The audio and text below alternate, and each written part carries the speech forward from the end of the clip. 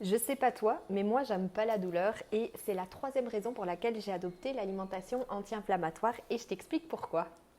Si le matin tu te réveilles, t'as mal partout, t'es raide, t'as mal au dos, t'as mal aux muscles, t'as mal aux articulations, et ben c'est probablement un signe que l'inflammation s'est installée dans ton corps.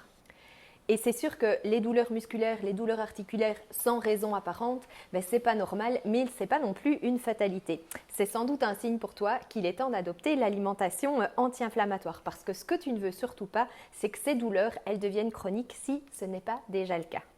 Alors attention, là c'est le truc un peu vicieux, peut-être que là tu es là en train de m'écouter puis tu te dis ben moi c'est tout bon parce que j'ai pas de douleur donc j'ai pas d'inflammation.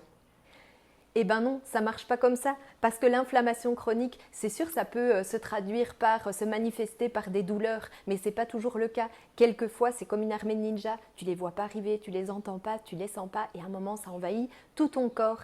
Et là, c'est ce qu'on appelle l'inflammation silencieuse, jusqu'au jour où ça se manifeste par quelque chose de sérieux. Et du coup, la troisième chose que j'ai fait pour adopter l'alimentation anti-inflammatoire, c'est de réduire et c'est surtout de mieux choisir mes produits laitiers.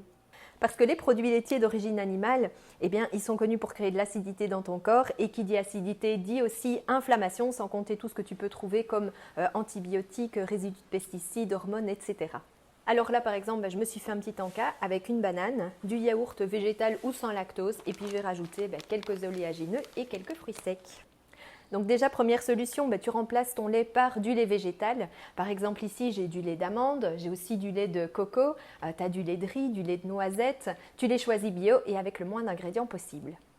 Et puis, je rajoute une petite cuillère de miel, comme ça, c'est encore meilleur. Alors, pour tes fromages, là, tu privilégies plutôt des animaux de petite taille, donc du fromage de chèvre, du fromage de brebis et à nouveau bio si possible. Et puis tu peux aussi consommer des aliments fermentés avec des micro-organismes comme par exemple du kéfir ou des fromages au lait cru. Aime cette vidéo et suis-moi pour plus de conseils et bon appétit!